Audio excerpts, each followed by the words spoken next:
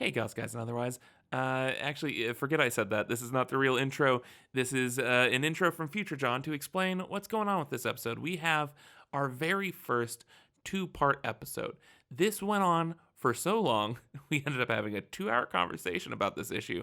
So I am cutting it up into 2 1-hour conversations. So it'll be a little awkward because we weren't planning on making it 2 episodes, but I got to put these out weekly now, and I don't have time to edit 3 audio tracks that are 2 hours in length. I don't have it in me. So we're going to put out part 1, the first half this week, and then I'll come in at the end of this episode and give a little outro, maybe a question of the week. I'll make it something real spicy because Noah can't stop me this week. But otherwise, here's the first half of us talking about issue 40 with the wonderful Andrew Spohn. It's a good time. I had a blast. Check it out right now. Hey, guys, and otherwise, this is Jonathan O. Roselian. And I'm Noah, and you're listening to Horns and Wings. It's aka polyphonic. We gotta get that in there. I don't want to be polyphonic today. I just want to be Noah. Okay, I like this. Okay.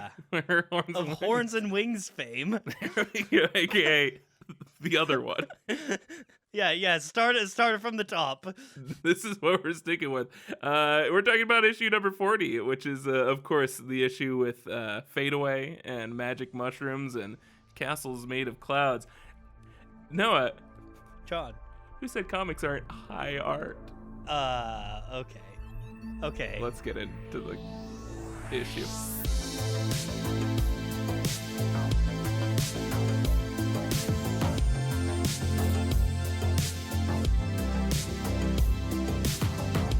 What was that thing you said about starting from the top? Hey, guys, no, we're in it, though. I'm That's Jonathan the thing. Roselian. No, we're in it. That's the thing. And guess what? Today, someone else has to feel the shame of pre-edited Horns and Wings. John, you don't need to tell them that. They can see the featuring in the title. They know that we've got a guest. Oh, okay. Well, let's just do the fucking comic then. Hey, Andrew, who are you? Hey, Andrew. I'm Andrew. I'm Andrew. Thanks for having me on. I host Amusement Sparks, which is a theme park design podcast, and these two guys were just on a little bit ago, and we did a Saga theme park. Jonathan's been on, I think, 3 additional theme parks beyond that. So, yeah, it's really good to be here. I absolutely love Saga. I love Horns and Wings. Thank you. The podcast has reignited my love for the series. And yeah, I'm stoked to be here. The intro was really hard because I'm used to being able to comfortably laugh when you guys are goofing around, but I was like, I feel like I should hold it in so that it's not weird, and then they have to edit me out. And we famously have a no laughing rule on this. We have a no laughing rule. None of them make it into the edit.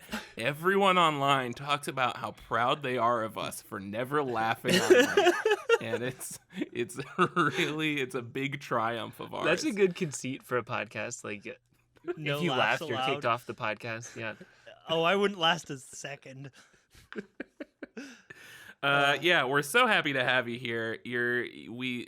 I cannot stress how much of a joy Amusement Sparks is. Yeah, I feel like you really undersold it with just saying it's an amusement park design podcast. Tell the fine folks a little bit about what kind of Yeah. No problem. what's it like? Yeah, what's the energy? It is very conversational, and we have no budget and no timeline and none of the sad parts of reality that would bring the theme park design down. It's all yes, and it's all basically what would you want to walk into your fandom? What would you want that to look like and feel like? So yeah, and it goes some fun places. It has kind of I don't know. It's a lot of goofing around, and so we do end up kind of accidentally designing some horrible things. Sometimes that's pretty obvious by the title of the episode. The most recent one was infomercial theme park. Oh and my so God. It's just we take these kind of weird concepts and are just riffing on it for an hour and a half or something, and coming up with question what though, would that be like? is this infomercials the concept or infomercials the Adult Swim show? Because either of those theme parks sound really surreal and fantastic. The concept. Yeah. It's just those people selling you products directly, not seen in stores, as seen on TV type stuff. And it's basically commercialism, the podcast. So It like the was a really slap fun- chop ride and Yeah. stuff like that. Yeah, and like we had the clapper, like the clap on, clap off type of light. Yeah. We had like a horror attraction that was like that, where there's like Oh my god! you can that's so clap to good. turn the lights on to see where the bad guy is, but then he'll clap and turn the lights off again, and Oh, no, every time you that's turn the lights so on, he's scary. closer, that kind of stuff. So it's just like none of it's planned ahead. We're just like goofing and like going through it, and That's going to be a shame for listeners of this podcast, because if you're listening to this podcast, you like clearly planned very serious stuff with no goofing and So no laughing. It's either, a real yeah. No a laughing. real change of pace from these vibes.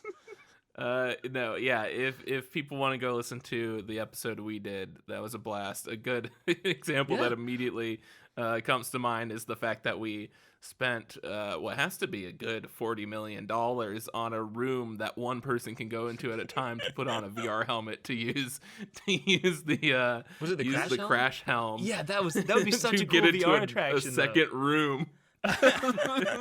Oh yeah, I we believe invented doors. The line for this is 8 days long. I believe we also had a ride that involved setting people on fire. I think we had several points Oh, where you don't- people were getting that's- set it's on not fire. singular. It's not singular. That was plural for sure. How many people were being set on fire?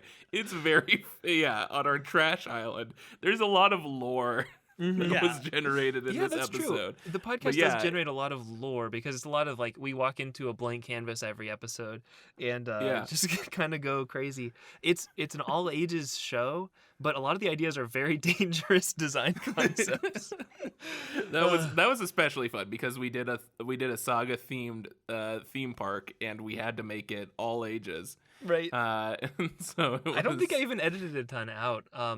Maybe something with That's fart. very I don't remember exactly, but Good boy, but, my good boy.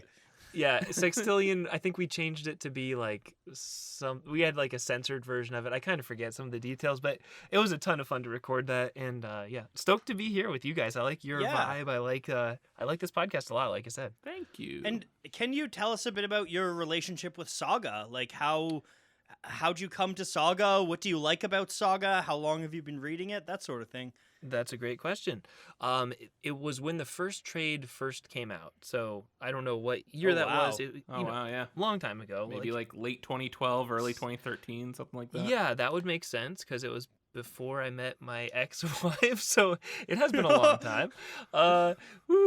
But yeah, you're right. Around that time period, just the color scheme, honestly, it popped off the shelf like crazy, and I was super into the artwork. I've loved comics since I was a kid, since I was like 6 or whatever. I started and ran the comic book club, which was called the Sequential Art Society, by the way, at Fall State Wow, that University. understanding comics Thank level. you. I love that. And so I've been pretty hardcore into comics for a long time. And usually it's the art that pushes me away or like convinces me to stop reading a series. It's rarely the story. Like I generally love the story and I just have like, I don't know, I'm picky in particular when it comes to aesthetics. And Saga has never let me down on that front, nor the story front, of course. But yeah, I vibed with it really hard. I like the tragedy and the joy of life. Like Saga reflects a lot of the themes from music and movies and TV shows and stuff that I'm really into, and distills it into like kind of just my favorite parts, which is hard to do and unexpected and rare for this world, for there to be something where I feel so like represented and connected with wholly. So aside from the swears and the violence and the nudity, it's like my absolute favorite book of all time, which I say that because I'm like a jokingly like squeaky clean person, like my online persona or whatever.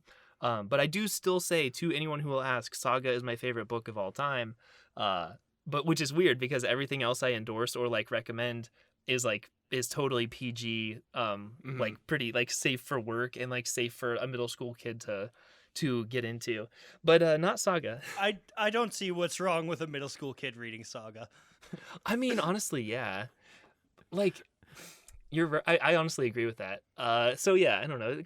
I have complicated feelings about censorship and stuff.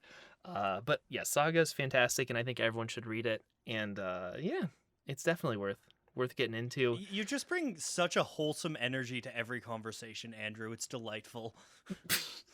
Oh God.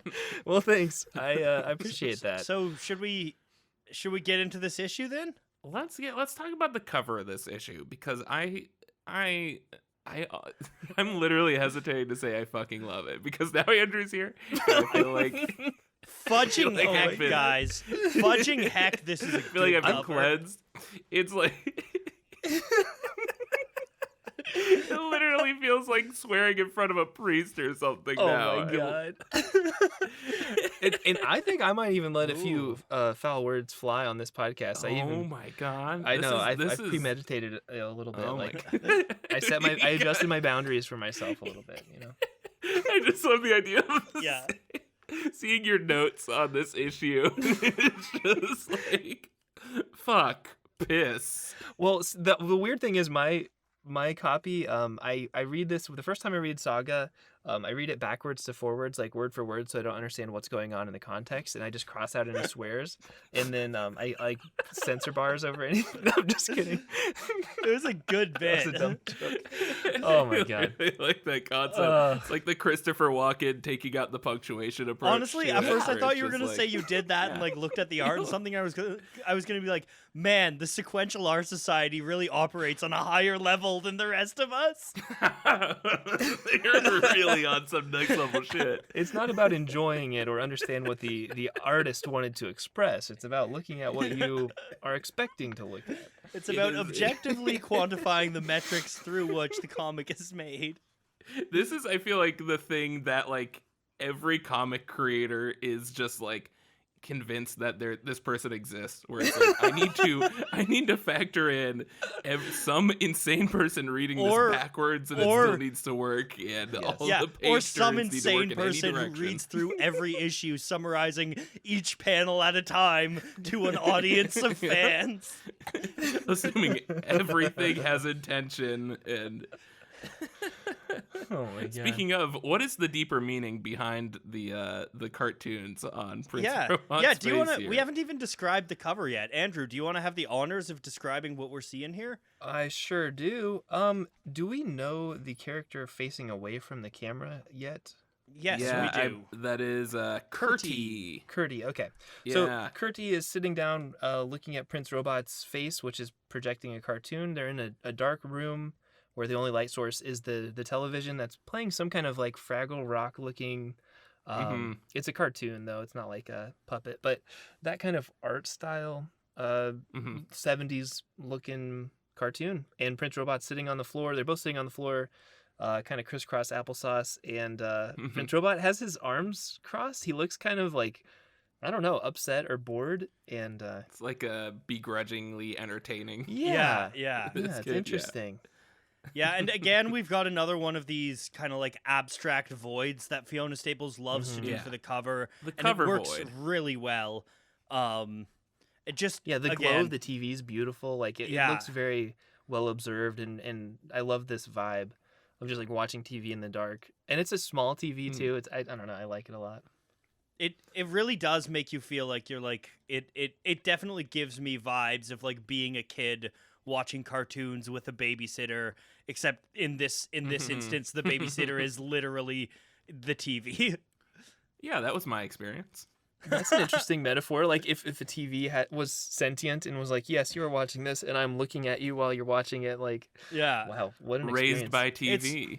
It is honestly like you could totally like caption this and like deep fry it a little and put it on like a mom's meme Facebook page where it's like kids these days. Your corporation's raising your child. There you go. Yeah. No, but you know what? Here's something that occurred to me looking at this cover, and it's something that I've already taken a stance on, and is he making up this cartoon? Is it like something that he watched before, or is something that's been uploaded? Because my headcanon definitely is that he is creating these images on his face, and he's doing all the voices for the characters. Judging by his body language, he 100% is. Like it's like a puppet show, but with his face, and he has to kind of animate everything himself and do all the voices and everything. What a concept. And that would be really impressive. It kind of contrasts with what's on the first page as far as the stresses that it is going through Prince Robot at this point. Mm-hmm. Yeah. I was thinking it really is like a kind of thematic encapsulation of a lot of what we're gonna see in this issue. I would love to see Matt Fraction's Hawkeye did an amazing issue where he falls asleep during a cartoon like Christmas special, and his dream kind of becomes a cartoon Christmas version of like the things he's going through. Wow. And so it's like a cartoon Christmas special version of issue of the comic, and they got like a different artist to do a very Calvin and Hobbes-esque type of illustration for it. And I would love to see either an issue of Saga that is in that style, because how fascinating would it be to see an episode of a cartoon with all the propaganda and everything in it in this universe. And also I would love to see, I feel like this is, again, we've stumbled upon one of the like 3 ways to adapt Saga.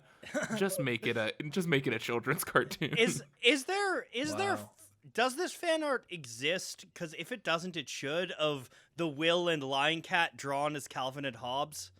Oh, that's gotta be a thing, right? That's got to be Yeah. I just Googled it. I found one Okay. by I wanna credit this artist by Megan Porch, a freelancer, and his Lion Cat. You figured out what it took us 40 issues to think of, so you did it, Megan. Yeah. All right, do we want to get into this issue? Let's do it. Let's turn that page. Except I'm in the omnibus, so I don't turn the page. I see the same page, but yeah. Let's turn that metaphorical page. All right, the metaphorical page has been turned. Okay, thank you. Wow. Thank you for giving us some time on that, because it's a lot harder to do when it's in your mind. I think I'm keeping up with what's happening here. Wow. All right. We will give you at least that's our promise on the show. 1, no laughing. 2, at least 30-second notice before we turn a page. The sound effect is very long. Turning the page. It is. We're like the large print of podcasts. We're very user friendly. I saw a sign. I was at the library today. There was a poster. I love library posters for one, but this poster was pretty odd. It just had big text and said, "Everyone can read large print." That was it. And I'm assuming they were designating like, here's the large print section, but it was like, it's a very inclusive and kind of abstract idea. But oddly, you're the not most wrong. inclusive thing. Yeah, everyone can read large print. Man, shout out to libraries. Oh yeah. Yeah, libraries rule. Yeah. And my library has Saga, so that's pretty Ooh. cool.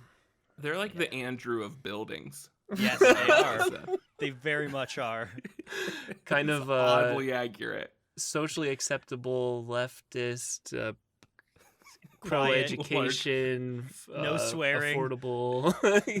Hey, there's lots of swears in a library if you know where to look. Yeah, no. Ooh, There's I'm intrigued now. You go through the beaded curtains section. There's- Wait. I'm starting to think this wasn't a library at all. Okay, Noah, please. All right, that's been weirdly, 30 it was a we covered library the called first 30 Adult seconds. Fun Superstore.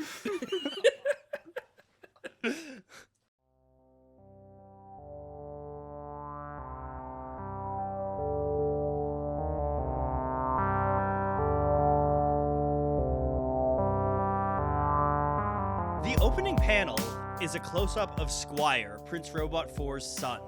We pull out to see that he's standing in the clouds near a heavenly kingdom, talking to his father, who is clad in full armor on a winged horse. And I'm gonna get Andrew to weigh in on this winged horse thing later. You know my gripe with this. Okay. Squire is telling Prince Robot that he may be a good father, but he's a terrible man because he kills people. Robot says, "How could you say that I'm a good father?" All right, now I want to give lots of head up. We're gonna mentally, metaphorically, actually literally for me this time, turn the page again. So we turn the page. Squire starts to dissipate and morph into Isabel. Robot says he's relieved to see her. He's worried that he had led her to her death. She says that he did, but that's not even the worst thing that he's done. Her face changes into a horned child with her horn cut off and bleeding.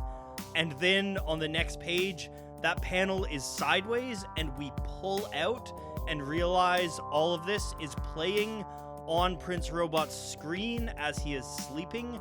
Hazel and Curdie are sitting cross-legged in front of him, watching these dreams play out, and they're having a little conversation, and Curdie says that once the new baby comes, Hazel's role is going to be taking care of the family.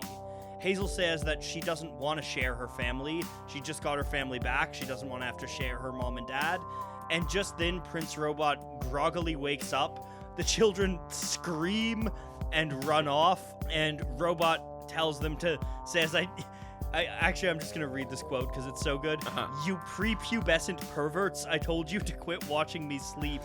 And then kind of like puts his hand in his palm and reaches for the chest of drawers beside his bed as we get some transitional Hazel narration that reads, if a chain is only as strong as its weakest link, then a family is more like a rope. We're lots of fragile little strands, and we survive by becoming hopelessly intertwined with each other.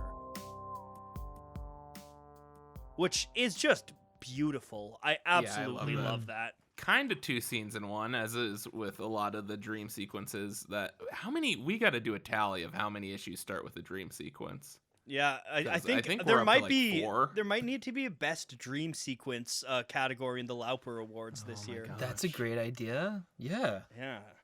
I feel like this is the dream sequences in Saga have a very specific kind of surreal flavor to them, where it's a lot of stuff changing into other stuff and a lot of excuses for Fiona Staples just to paint absolutely gorgeous landscapes. Oh my god. I mean, these are, to talk about this landscape for a second, this is very much those, that one cover with Goose and Friendo, where Goose is like, I think fishing, and it's like the water is reflecting the sky, and it very much has those, again, short comic I did, Specs is just straight up this color palette, and yeah, so like it's very mauves cotton candy-y, and peaches, and yeah, it's that pink to purple gradient that is just vaporwave is very much, and also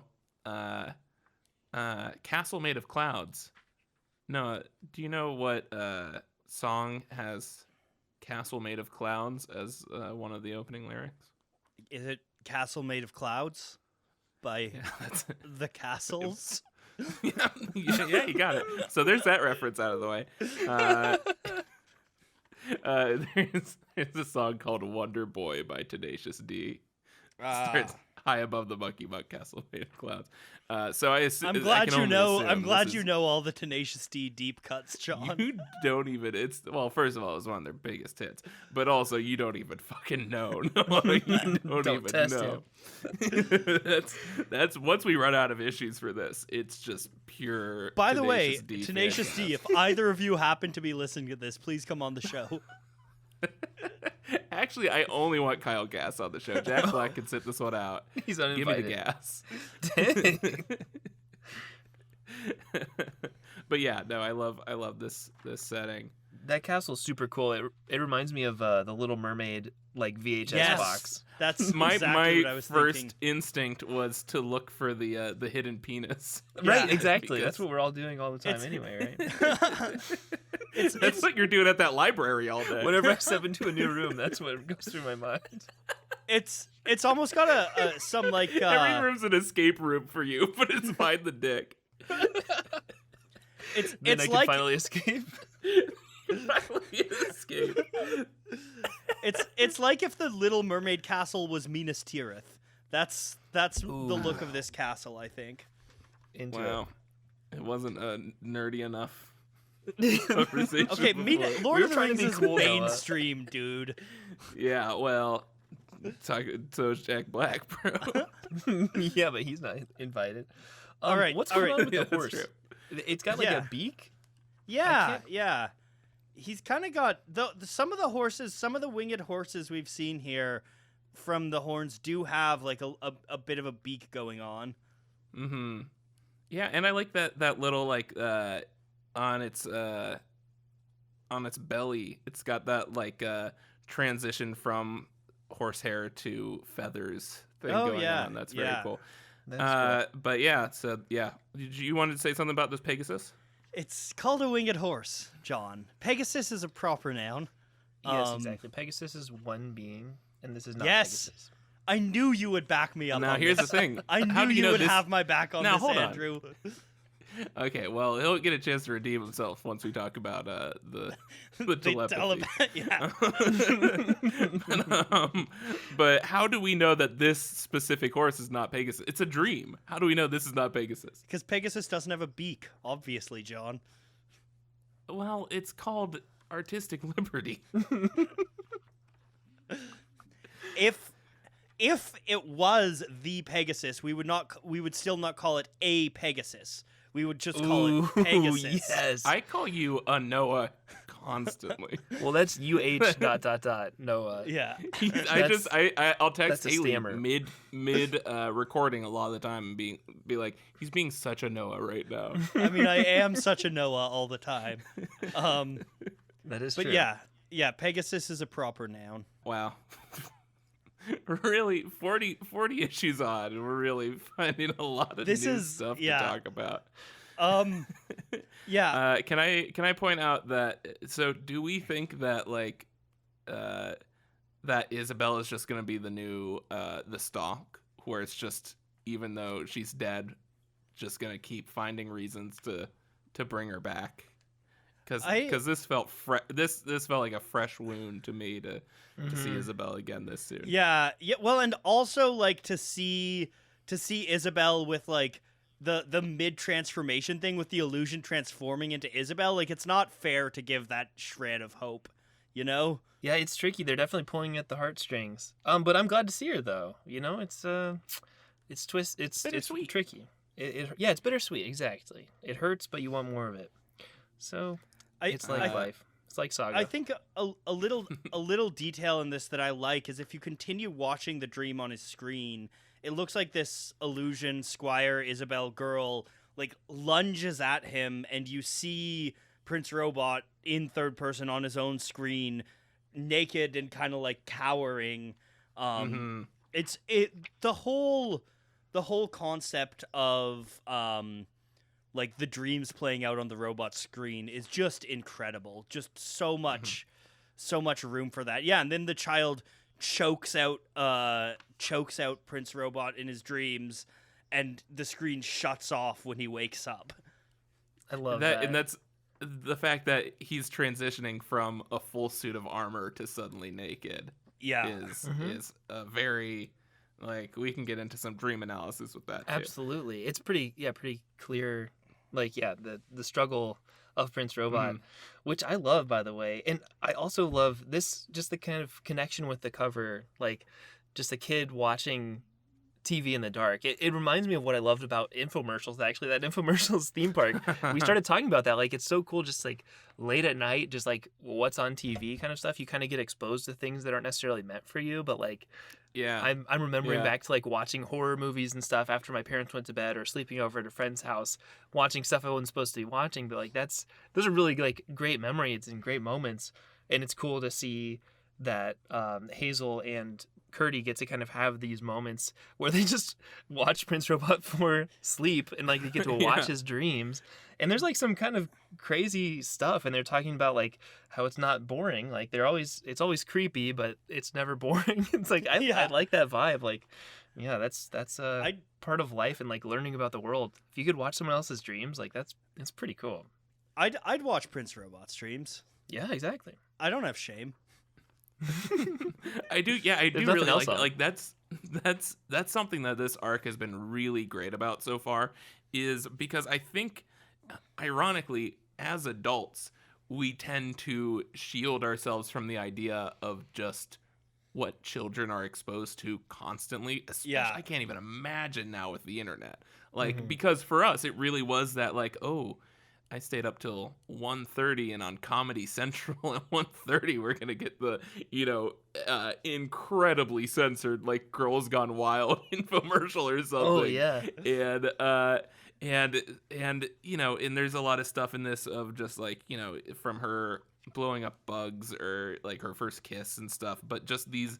Oh, and then like I'm gonna war crime you in the face from last issue. Yeah. Where it is really showing us like kids are also just constantly bombarded with a lot of the stuff that us as adults are, and to an extent they probably even seek it out. Yeah. And so I like the idea that like, I mean, that's interesting to see represented in a comic, because I feel like it's probably media that gives us this perception that kids are clueless and they are only subjected to things appropriate for them, but that's such a significant thing in everyone's life are the things that we are exposed to, but we have no sort of explanation for because we are because we shouldn't even be seeing them in the first place. A lot of and my so I like that's a lot of my showing favorite media is like things for or about kids that are not afraid of darkness, like Neil Gaiman stories, a ton of them. The Ocean at the End of the Lane is my favorite book ever, and it's about that. Over the Garden Wall, there's a lot of that in Adventure Time too. Like it is, I really love stuff that shows, like you're saying, that kids live in the same world as us, and that is a terrifying world to live in. Yeah. They don't know that it's so scary though. Like they're naive and they're just excited, and it's like it's expanding their horizons. And like the idea of a prepubescent pervert in a way is just like a curious kid. It's interesting. Yeah. And it's a good argument like against censorship, I think, is like if everything's censored and like the playgrounds are so safe, then kids aren't going to learn how to like be careful. Yeah. It's interesting. Yeah. This whole arc so far has a lot of just like kid shit, just like Hazel and Curdy is just, it just reminds me of like being a kid with my neighbors and just like, running around and the adults were all hanging out or whatever, and you'd kind of be off doing your own little thing in the basement. The with adults the kids, are all at or their like libraries. Yeah. God knows what. And you just kind of like run around and find ways to make mischief, and every now and then an adult would yell at you. It's kind of I mean, oh my God, they capture that energy so well, especially with her in that prepubescent pervert panel. Yeah. Hazel running away with just an excited sort of laughter grin on her almost. face. Yeah. Yeah, they go from screaming to giggling, running away. Well, yeah, honestly, like this, it's really impressive that like in that panel, like I can hear the giggling, and there's no lettering or anything like that. You know exactly what it is to like when kids run away laughing. Yeah. Also, I like the whole they've been bringing up. I mean, Hazel, I think, and especially there's a moment in the next issue that I won't spoil where she really starts to feel like a very active protagonist in this story, and I think that's been a big thing in this arc. We got a lot of it in the last arc with her, like seeing things from her perspective in the prison and everything. But this one, where she's actually interacting with other main characters and stuff, has been really interesting. But I like the them bringing up the issue of her getting upset that she's gonna have to be the babysitter now and take care of her younger sibling. It actually reminded me of I've been told many times that when I was born 12 pounds at birth, like 25 and a half inches long or something. I feel bad for your mother. I was I don't know how many weeks late, but I was a massive kid, and I have remained a massive kid. And I've been told multiple times about how when I was born and my sister first saw me, she started crying because she's like, "You said I was gonna get a baby brother." And like I was too big to hold because she's like 2 or like I think 2.5 years older than me. And so she was just devastated when I was born because I was like, 2/3 her size already. You already had the mustache. Yeah, it's pretty intimidating. The full mustache and beard. And Came out mustache first. Came out not making videos. Oh, yeah, he still procrastinates actually. You know, Several weeks to be later, fair, on being born. I was a good 4 months into my Hamilton video when I came out, so I made good time on that one. But yeah, no, this immediately reminded me of that, of just this, like, you know, just the feeling of it's not fair. Yeah. Just the existence of your siblings. Yeah, I'm a youngest sibling, so I'm just I don't understand that resentment, but I understand how it manifests in the torturing of younger siblings. But yeah, this is a great scene. Do we want to move on to the next scene? Any last stray observations? I like this room that there's like grass on the floor and then a ladder going down out of it. It Yeah. feels like a treehouse or something. Yeah, I think I have 2 different comments on the grass floors later on in this issue that Perfect. we'll definitely get into. And then we should probably point out that it ends with Prince Robot kind of looking upset after they've run away, and then looking at his nightstand and opening a drawer, and we don't know what he's doing. I already said that, John. Look, Noah, if you think for a goddamn second that I listen to anything you say. All right. We're on to scene 2.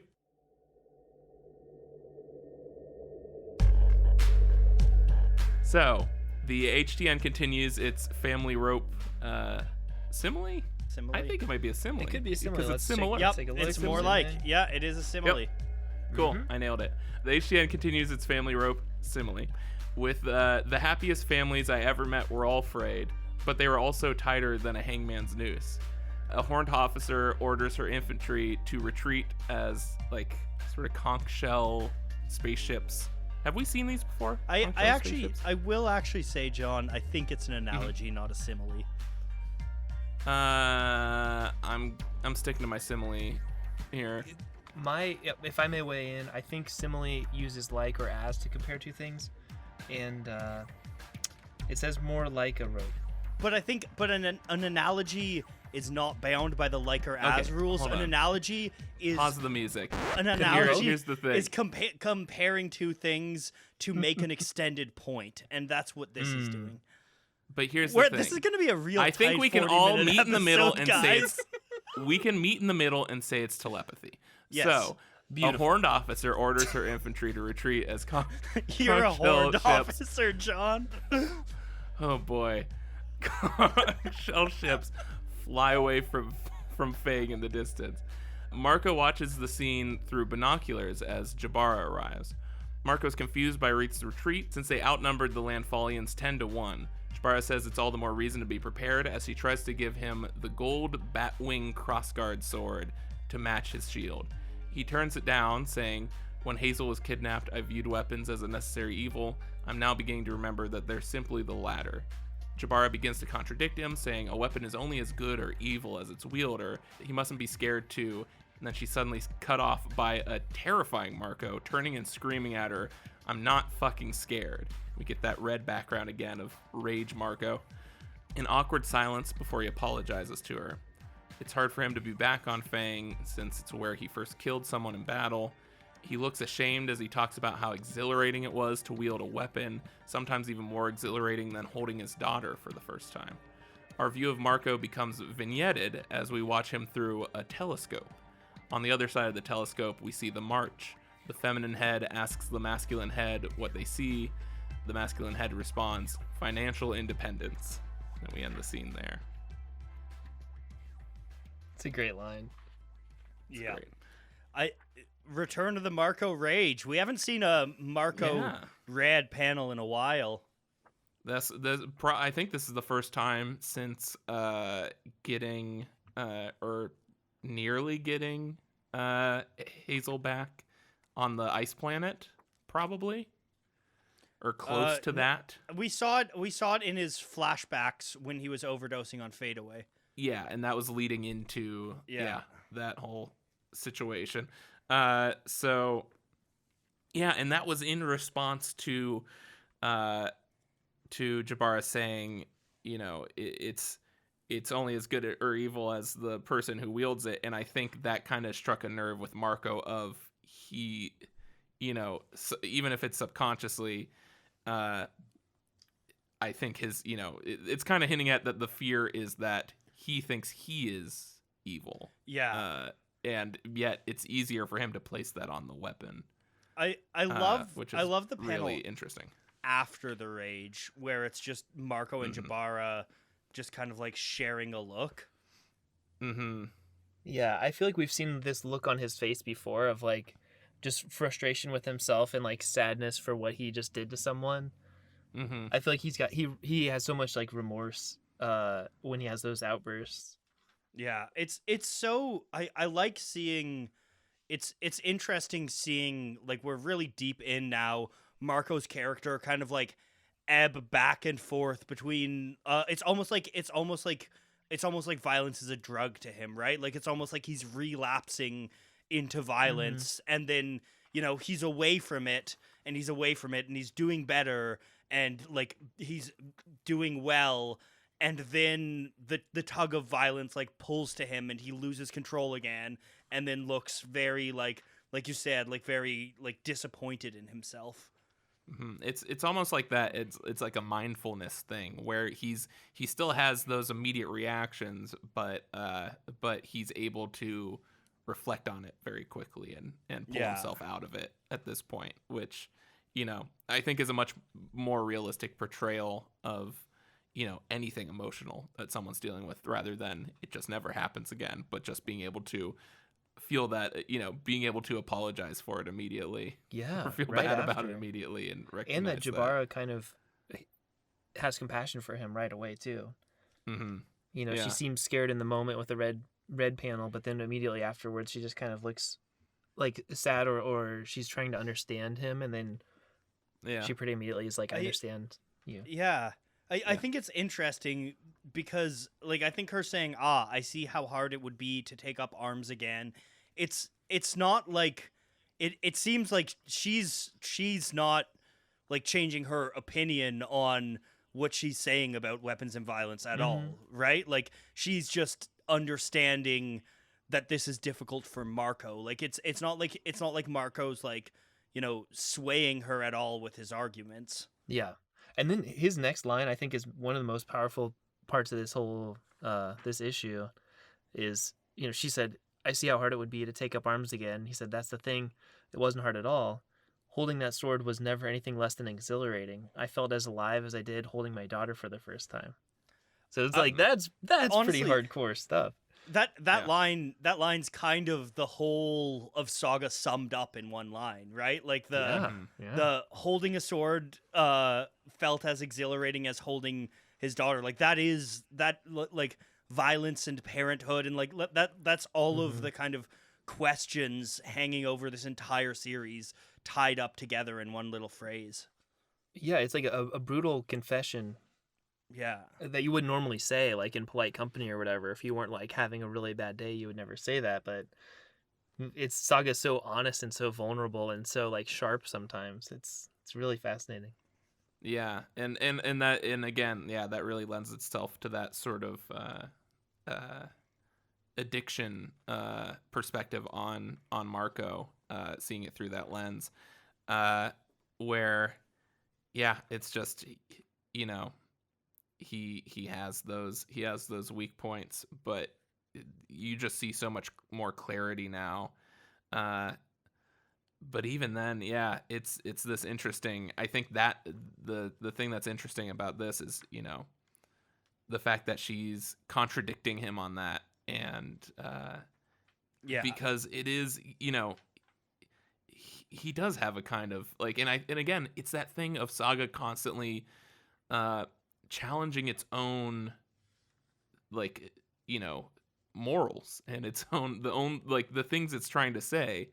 It is constantly bringing up every sort of, it's like having this conversation with itself where it's like, okay, the opposite of war is fucking and stuff like that, and it'll say these these really profound things, and then it'll specifically challenge itself in that assumption or in that whatever it posits, And I think this is a really, really good one where this whole time, especially with Marco, it's just been this thing of, weapons are bad. Weapons are really bad. There's no point to wield a weapon ever. Never ever pick up a weapon. Yeah. And that's very much the position he's taken, and her kind of pushing back against this.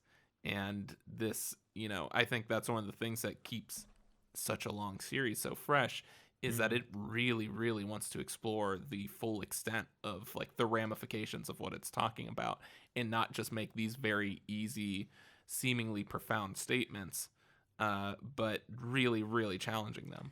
Yeah, it makes these statements and then puts these characters into situations where like that push on every single instinct the characters have, right? Like push against everything the character is about by putting them into desperate situations. Yeah, and I like that nuance too, that he's a pacifist, and why is he a pacifist? And like he's so staunch about it, and it's like, oh, because he can't really trust himself around violence. Like he'll lose himself in a way. Yeah, it's interesting. Yeah. And I really like. I think that's just a brilliant writing approach to doing anything long form, where it's this idea of, instead of, I think a lot of things, especially when it comes to movie sequels, and there's that great Patrick Willems video about why the third movie usually sucks in a trilogy, and the idea of like why Lord of the Rings gets away with it is because it was one book looking at with one arc throughout it, and they just kind of arbitrarily cut it up into three things, where it's such a smart way to just dissect a theme, where it's not, I think for a lot of people it is, we have the theme and then we resolve it by the end of, the first trade or the first movie or whatever, and then we find a new theme to talk about, and then we resolve that, and when you build your characters around these themes, they start to feel useless, and it starts to feel kind of tacked on. And the fact that this whole series, the approach has consistently been, here are the themes, and they're very specific things about, family and war and pacifism and stuff like that. And we are going to stick with these themes, and we will just endlessly challenge these in different, crazier and crazier ways. And that being their way to keep things fresh, is just, I feel like this book could, definitely go on for a very long time. I think there's 108 episodes even.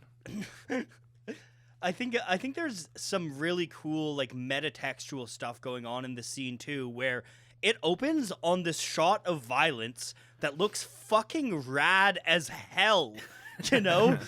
Like you've got like the like aged horned wizard, like, calling to fall back. You've got the like metal suit soul people who I always find their character design really cool and have incredible lettering. That was the original one we met. Yeah, and like you've got these conch shell ships which just happen to be in the background and are absolutely gorgeous. Like you've got it opens with the scene of such action, and as a reader, I don't know about y'all, but I was like, this is rad as hell when you first start reading it. And then Marco is observing it, and they get into this discussion on violence, and you're like, is it rad as hell? And I really want to at least save part of that conversation. Next issue, it pretty much straight up comments on that. Yeah. Next issue on fictional violence versus real violence, and so we'll have a lot more to talk about on that subject next issue, because there's the perfect opportunity for it. But I do want to point out, it's really interesting that suit of armor with all the souls inside it. This is our first confirmation that they are on the horned side. Yeah. And that immediately put in this idea into my head of like, because it was already with our introduction to Surge, with the what was it, Last Revolution, they were already presented as a sort of tragic character of all these souls forced inside this thing and trapped inside of this thing, and I think that sometimes, just because of some of the perspectives we have and stuff, Wreath can be portrayed as the lesser of the two evils, and just because it's almost that, like, stereotypical Pocahontas or Avatar, or noble whatever, savage, of, like, exactly, and so I really like that is they are a product of the Wreath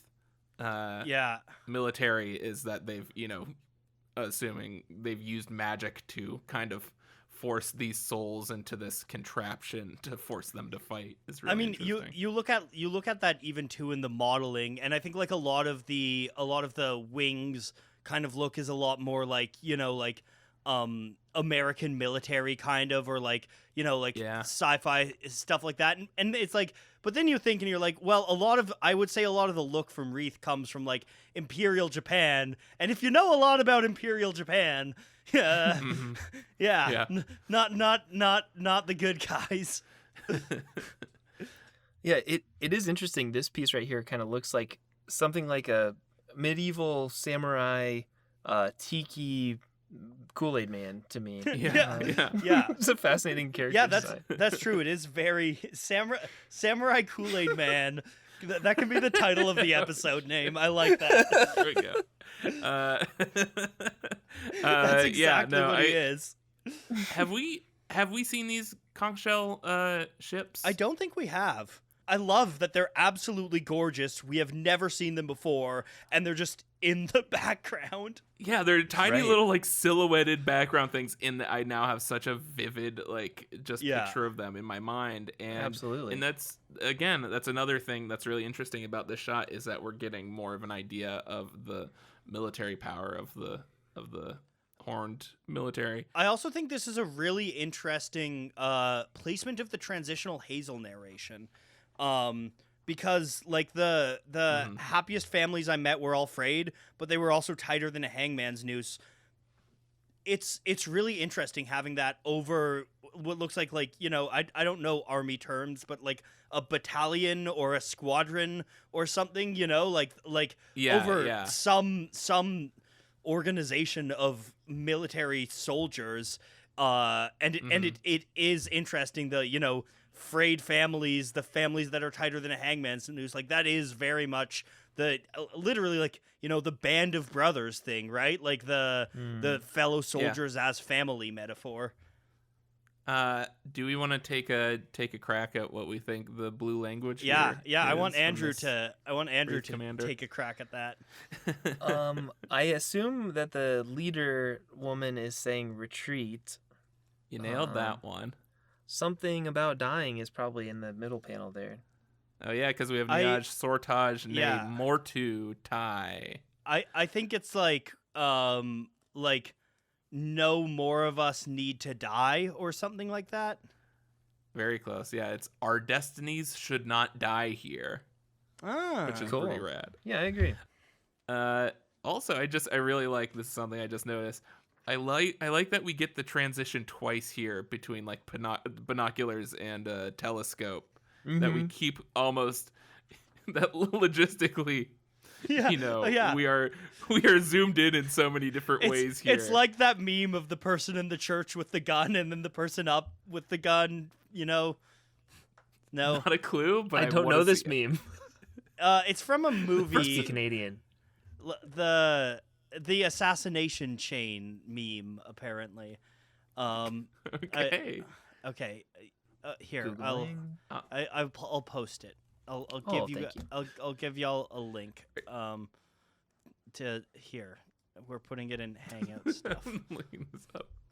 This meme. Oh wow, that's great. Yeah, that fits here. Yeah, that's how memes work. When everyone understands the reference, and we're like, yeah.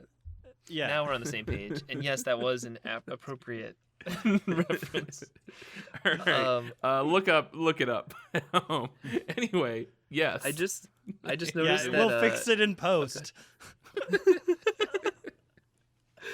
Thanks, did you notice Haley. that one of the other people in this this band of brothers? Have you seen who that fourth soldier is? His kind of The body snake type? person. Oh yeah, Uh-huh. yeah. My brain was kind of just seeing it as like a continuation of the person behind them, like some armor. Yeah, But I didn't yeah, even I make missed out that, that was a snake person too, which I think we've seen once before because they also kind of cast magic through words. So I think we got that. We've seen them a couple times because we've seen them in a couple battle scenes with the Yeah, that's what I'm talking about with them fighting. Yeah, specifically yeah. with them. Yeah, And then we've seen the leader of the Last Revolution, Quain. Right. I don't Quain. fucking remember. Yeah. Randy Quain. I love that species or race or whatever. Yeah. It's very cool. They're like super Naga. cool design. Yeah. Yeah. Was there anything else? Oh, one more thing. Actually, I did not confirm that, so Well, you better take it say back. it now. You can take it out. Well, I did a very preliminary Googling of Fang, Phang, and one of them, and I think it's for like a Scrabble dictionary site or something, had it listed as an alternative to Fang, but specifically the meaning of to seize something.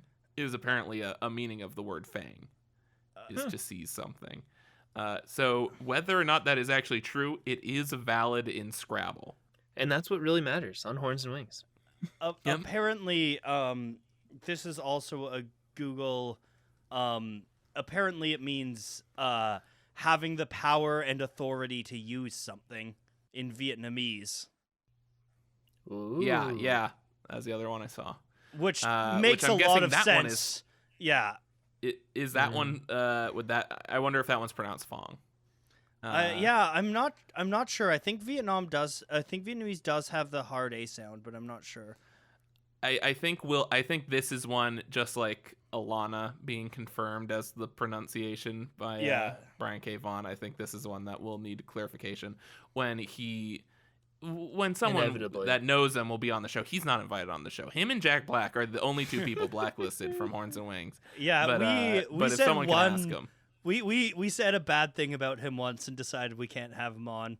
We said he was being a little overindulgent once So when he now was I'm waxing mortified. poetic about how important authors were. That's right. All right. Yeah, we got a lot of good stuff from that, and we're on scene 2, and we're like an hour in, tight, so let's 40 minutes. Tight 40 minutes. All right. Oh boy. 40 You're minutes starting ready? now. You're in, kid. All right, you're so- going in. Show us what you got. And I will stop it there. This is Future John again. And yeah, you just listened to the first half. That was just the first half, and we got into so much. How fascinating it was. Of course, let's throw in some favorite moments. I'm gonna say favorite moment from that episode was the part where Noah brought up Pegasuses again, because it's really one of those conversations that really, like a fine wine, it makes me more exhausted the more I have of it. And I'm gonna say song of the week. There's got to be a song called Pegasus, right? Look up Pegasus on Spotify and whatever the first thing for that is, unless it's incredibly offensive. And then, yeah, question of the week. Noah's not here to stop me, so I'm just gonna say, hey, what's your favorite thing about John? Say your favorite thing about John. And that's it. Thank you so much to Brian K. Vaughan, Fiona Staples, Image Comics, and Phonographics, of course, for a really, really good comic that we can spend 2 hours talking about one issue. That's how good it is. And, of course, as always, I'll do my best Noah impersonation for this one. Am I shitting? Oh, there's only one Pegasus. Bye. Thanks, Noah. Bye.